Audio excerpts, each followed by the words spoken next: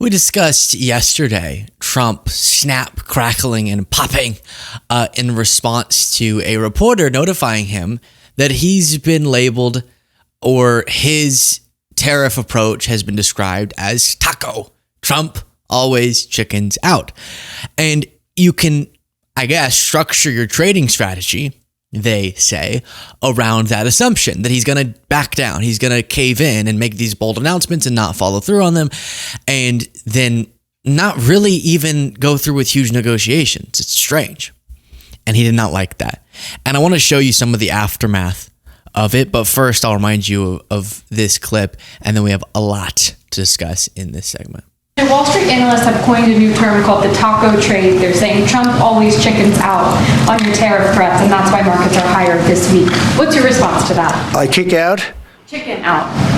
Oh, isn't that nice? Chicken out. I've never heard that. You mean because I reduced China from 145% that I set down to 100 and then down to another number? And I said you have to open up your whole country, and because I gave the European Union a 50% tax tariff, and they called up and they said, please, let's meet right now, please. After you said that you weren't looking to make a deal with them, but then you did reduce. Yeah, to your question, yes. But then at the end, just to kind of sum this up. We're having a lot of problems. We were very nice to China. I don't know if they're going to be nice to us, but we were very nice to China. And in many ways, I think we really helped China tremendously because, they were having great difficulty because we were basically going cold turkey with China. We were doing no business because of the tariff, because it was so high. But I knew that. But don't ever say what you said. That's a nasty question. Go ahead. Yeah, so a nasty question. He didn't like it, etc. But this did lead to a lot of stuff across the internet, like this. I kick out? Chicken out. Oh, and then I chicken out. I've never heard that. You mean because I reduced China from 100? So, podcast listeners, it's the audio from that, and overlaid is an AI video of Trump in a chicken outfit eating a taco. What the hell was that? Because why not? It's fun. And then when advisors of his were asked about this, like Kevin Hassett, they also tried to say, no, this is all the genius. The fact that, again, by doing this, he imposes all of the negative consequences of the economic uncertainty, but none of the permanency that would allow for the supposed positive benefits to U.S. manufacturing. So it's just a lose-lose. I guess a positive of the chicken out is that then people can trade around the assumption that he's always going to chicken out. But other than that, it's bad. Hassett says, no. This is all the genius of chump, as Caroline Levitt calls him. If you appreciate the show, please do click the subscribe button as we continue forward. Reporters at this point know how to taunt President Trump by using the term chickening out. What's your reaction?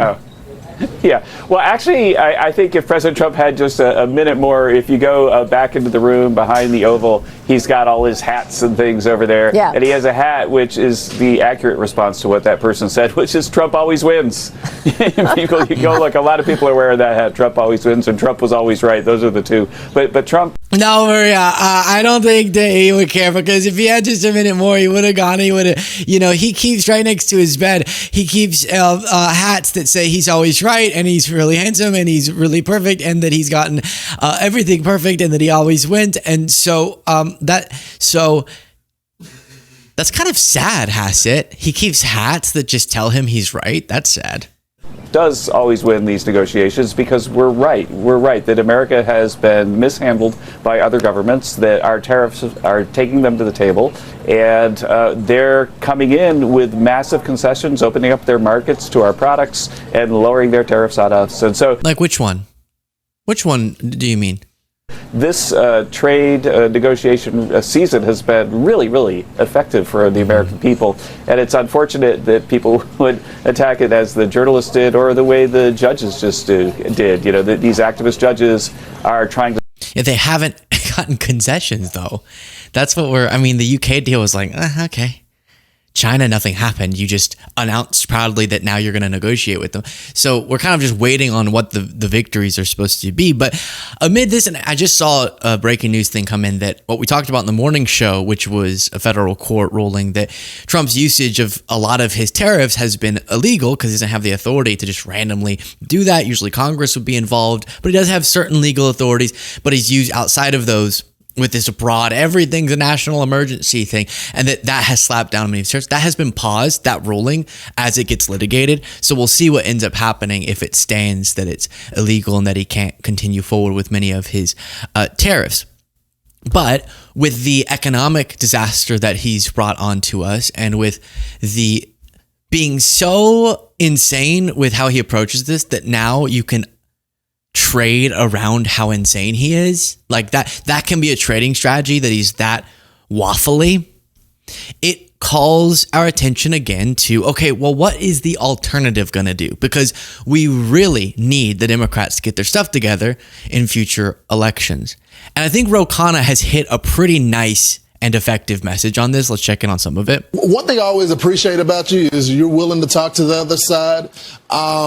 But is Rahm Emanuel right here? Has your party become too woke, too non-masculine, and not talking with people about the things that matter? No, he's dead wrong. Look, this is the party of FDR. We did originally make in America. We industrialized the entire country. It's the party that has guaranteed Americans Medicare, Social Security, Medicaid. I'm calling for a new economic patriotism so we become a manufacturing superpower, so we have high-paying jobs and build wealth in every community and have a Marshall Plan for America. The history of the Democratic Party, it's a great party. Yeah, that's part one. But then he was asked about on, I guess this was TYT, he was asked about Democrats in the report about them spending $20 million to understand men. The belief is they'll have to win back over some, especially young men, to win in future elections. And he said, I was having coffee. I don't think Brooks will mind me saying this. He said, you know what? Donald Trump would never have to give a speech on manliness. He just exudes it or something. And, the Democrats don't need a study. We just need to understand that a lot of people lost jobs supporting their families. They lost self-respect. We gave all the glory to tech folks in my district, and some of them are doing great things, and finance folks, but not the people who built the steel and built the industry. They literally were flyover country. We never recognized their contributions. We didn't recognize the challenges that men were facing in terms of their physical safety, in terms of getting a good job and the pressures of supporting a family, in terms of the concerns with law enforcement, and men are incarcerated at a much larger rate. And we kind of made it seem like being a man was easy when men were struggling. And then on top of that, we had this sense that if they said the wrong thing, they would be they'd be canceled. And there was this curtailment on speech. So I don't need a study to say any of that. I just talked. Okay, so I think some of that is good. If you look on Twitter, for example, the discourse right now is all about that, which is the fact that Democrats commissioned, or some Democratic thinkers commissioned, a $20 million study to understand how to speak to and reach out to men, young men. And that's just a funny concept, like trying to learn that.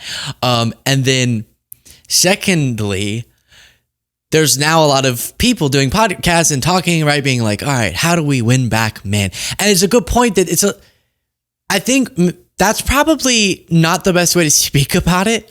How will we win the men? How will we win the men? Like that kind of manufactured AstroTurf feeling where you're plotting how to speak in words that the young men will understand, right? I think that is going to come off majorly cringy. So I get that it's easy to go, well, that's dumb. These people trying their report, that's silly. Trying to figure out how to become more masculine is going to be epically cringy, and probably isn't the solution. What is the solution? Well, we figured it out here at the show. And I created an ad that I'm releasing of all copyright. If any Democratic candidates want to run it, you can run it. And this is the ad that Democrats need to run to win back young men. Hi, do you have a penis? Are you a man? Both? then the Democratic Party might be right for you. We know that many of you have become disillusioned with our brain. But don't worry, we spent $20 million to figure you out. We're lit now. No cap. Dead ass. So what do we stand for? Boobs, beers, and brotherhood. While the Republican Party has become so girly, Women love me. You know, I protect women. I'll be known as the fertilization president, and that's how. we focus on masculinity. Manly masculinity. Ford F-250 masculinity. While Trump is obsessed with enriching his biz, we're obsessed with exuding riz. No more pride flags. We're bringing back the American flag. We'll even do the 13 colony one. We really miss you guys. So ask your neighbor if the Democratic Party is right for you. While this ad did not specify any particular policy changes, we hope that the imagery and tone convinces you to like us. No groups were intended to be insulted in the making of this ad. The LGBTQ community, the Ford community, the boob community, the fertility community, the Republican community, the American flag community. Democrats, we're the same now, but manly. In all seriousness, let me quickly, and then we'll get back to some fun stuff, lay out what the actual message should be. From my quickly and just kind of rough thoughts, it's going to be more comprehensive than this, but I honestly think we need to abandon completely the men love us again thing. It's just all wrong. I'm actually tired in general of how do we win back Hispanics? How do we win more black people? Hi, are you black? Vote for me. Like that whole, men, we need to win back men. We need to, this suburban women care about, like, can we, if we zoom out a little bit and frame this as a 99% versus the 1%, you've heard that before, or the oligarchy versus everybody else, and how we shouldn't be turning our sights on each other and stoking division through identity barriers, because most of us are wanting the same things. And even some members of the top 1% might understand that for the betterment of society, we should have these things. But we do need to clear this versus this, frankly, okay? And I think that should be oligarchy versus everybody else. And that comes in the form of not, men, do you like drinking beer on the beach? Well, so do we. Like it's policy, yes, and hello, vibes. I'll go back to the policy point, but the vibes point is so significant. The reason why a lot of young men swung to Trump, the reason why a lot of people swung to Trump was because of vibes-based things. And then when we do zero in, how people got really obsessed, maybe overly obsessed on the podcast world. Oh, how the Rogan effect, how did that shift people's...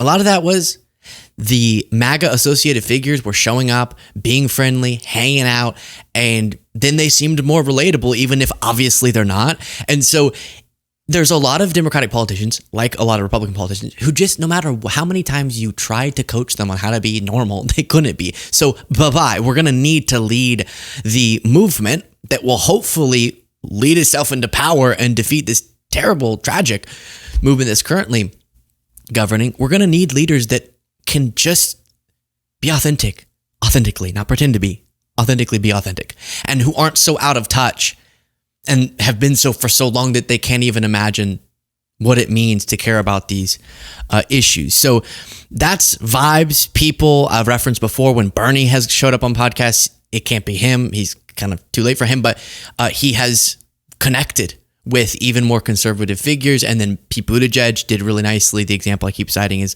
on Flagrant, but who it's going to be is a big question. I think a part of it is just having good, genuine vibes, and you actually care about people's well-being and want to uplift everyone despite the interests of the very tip top that often fund elections. So that anti-oligarchy message, going back to the policy of it, is saying that you have a very powerful few people and wealthy interests that have, yes, Trump was correct, rigged the system against you. He's just trying to rig it more and more for himself. Whereas we actually want to unrig it and make it fair. Simply, we're going to ignore those special interests for the sake of more reasonably taxing the wealthiest to invest in you. Great. I'm so happy they make so much money. Instead of cutting their taxes like Trump is doing to exacerbate the oligarchy, we're actually going to properly tax them, fairly tax them, so that we can invest more in you. That doesn't mean any increases in taxes for you. What does that mean? Healthcare. We should have universal healthcare in the wealthiest country on the planet. Every other wealthy country has universal healthcare. That shouldn't be something you even have to be concerned with. Actually lowering the cost of prescription drugs. Biden took a step in the right direction there, and then Trump said he was going to do it. We'll see. I don't have much trust in that. Supporting working families through investments in childcare, child tax credit, paid family leave, investing in U.S. manufacturing, bolstering U.S. manufacturing, boosting access to jobs in that sector without choking off U.S. trade. You can incentivize manufacturing. Another thing we saw a step in the right direction under Biden and proof of concept. You can do it without Trump's crazy trade policy. Speaking about, caring about public safety, that matters. And sometimes Democrats run away from that. Nobody wants criminals running around their community. Nobody wants to feel unsafe. So properly funded, trained, held accountable police departments and police officers, and then other violence reduction programs that have proven to be successful. Some progress in that direction under the Biden years. Revitalizing U.S. education without dismantling the system like the Trump administration is doing. Common sense housing policy, immigration reform, strong borders, especially in this moment. Democrats need to have a strong message on strong borders that says we can have that and not violate human rights in immigration, and we can more comprehensively address our immigration system. Protecting and expanding. I liked how Ro Khanna called back to the poverty reduction programs that are the Democratic Party's achievements. And so let's continue on that progress, give people a chance through programs like Medicare, Medicaid, SNAP, Social Security, that even people who don't benefit directly from those programs, the entire community is made better, healthier, more stable, happier because of them. And then redirecting the wealth of new technologies as we see AI and robots doing so many different things. Increasingly, smaller and smaller groups of people will be, through their ownership, making exorbitant amounts of money, where that used to be wealth at least a worker would get some of it because they were producing some of it, but now technology will be the ones producing so much of it. And so again, that fair taxation that then can allow for proper investments in programs that benefit people's lives is crucial. And access to healthy meals for all students in schools, easy. That can also address some of our health crises. And it goes on and on and on. So those policy things speak to people. They matter. It's not a man thing or an Asian thing, right? And then that paired with someone who seems to actually care, who speaks in a reasonable, resonant way, I think is the way. And calling out the special interests, the powerful few who continue to, through huge donations to campaigns and lobbyists, rig our system against almost everybody. And that doesn't necessitate any cringy language. I'm not going to get back into examples, but if that doesn't work, I have another idea. Hello, you dirty little boys. Are you interested in my body? Wash? Well, you can't have it. Because this isn't for boys, it's for men. It's for men. That's actress Sydney Sweeney, who is selling soap bars, each certified to have been made using water she personally bathed in. So wait, if my whole us versus the oligarchy, they rigged the system, Trump promised to unrig it, but he rigged it further. Let's get you healthcare through taxing the wealthiest. Let's make sure that your kid can go to a good, childcare option without you breaking the bank. Let's give you access to community college. If that doesn't work, what if we get Sydney Sweeney to give all Democratic voters soap bars with her bathwater? At least I'm suggesting options. I gave you the ad. I gave you a serious suggestion, and now I'm giving you this. Okay, I'm going to throw up. I'm throwing up. You're making me throw up.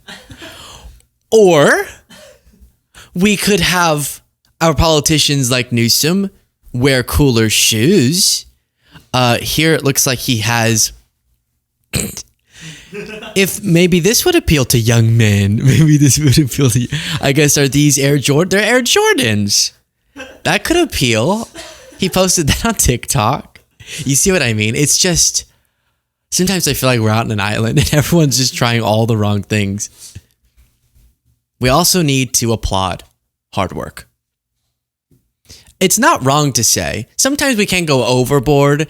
Like, it's going to be a long segment. This is important. You better stick around. Otherwise, I'm going to know. I think sometimes you have to acknowledge that the pendulum swings. There was so much progress that genuinely had to be made for women in the country that as that happens, naturally, a lot of men are going to feel unseen, unheard, unrecognized, etc. And that might cause them to radicalize potentially just temporarily.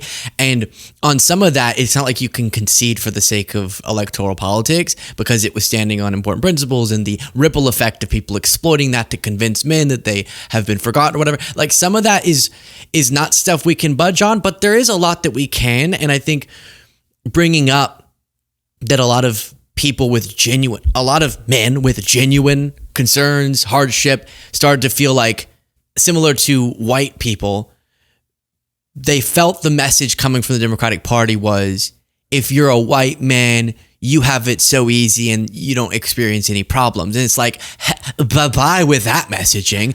Was that ever really the message of the Democratic Party? I don't know. Was it the message of some random people on social media? Maybe. But if that is someone's message, bye-bye. Like, I get that. And so you have to balance not over reading into one election result while also getting that all people, that's my point, especially all people who aren't on the very, very tip top of the economic ladder and have been screwed over by our system, they want to feel seen and heard, and they want you to propose actual solutions. I gave you some examples. And making sure we don't exclude people from that message is important. One of the things is applauding hard work in America. And I think Dan Bongino really shows us what that means. I gave up everything for this. I mean, you know, my wife is struggling. I'm not a victim. I'm not Jim Comey. It's fine. I did this and I'm proud I did it. But if you think we're there for tea and crumpets, well, I mean, Cash is there all day. We share it. Our offices are linked. He turns on the faucet. I hear it. He's there he gets in at like 6 o'clock in the morning. He doesn't leave till 7 at night. You know, I'm in there at 7:30 in the morning. He uses the gym. I work out in my apartment. But I stare at these four walls all day in D.C., you know, by myself, divorced from my wife. Not divorced, but I mean separated, divorced. And it's hard. Well, I mean, it was a separation. We slept in the same house for a while, but then she started saying that I would scream in the middle of the night. I didn't know that had happened. So then she did move to sort of a bungalow. It's not like a bungalow. It's like, like a step in-laws suite. You know, it was one of those, we're like down. So we have sort of a little grass hill. So our house is like up here, it's downhill. And it's kind of, I guess it's more of like a pool house. She went and she lived down there. So like, we're still on the same property, but we're definitely separated. And like sometimes at night, I'll get a little bit, and I'll go down and be like, we used to be together. We're still technically together, and we're still not separated. So like, could we have sex? And she's like, no, we can't have sex. I don't see you like that. And then recently, I went down and I opened the pool door. Again, it's just a hatch. It's not really a door, but I opened. I said, can we have sex? And there was another guy in there, and it gets confusing. And my point is that being the FBI deputy director is hard. Hard. I mean, we love each other, and it's hard to be apart. But you're doing some great work. You're straightening out the FBI. You're moving buildings. There's a lot of change. Well, you're doing some. It's like, why are you bringing this up in an interview? I work out at my apartment gym, but then Kash Patel works out at the FBI office, so he's there early, and I just look at these four walls, and it's like my wife and I are divorced. Well, we're not divorced. We're separated, and so it's been tough, I guess, is the point. Well, we're happy you're there, Dan, says Brian Kilmeade. Okay. Thank you. That's all I'll leave it. Thank you all so much for watching and listening.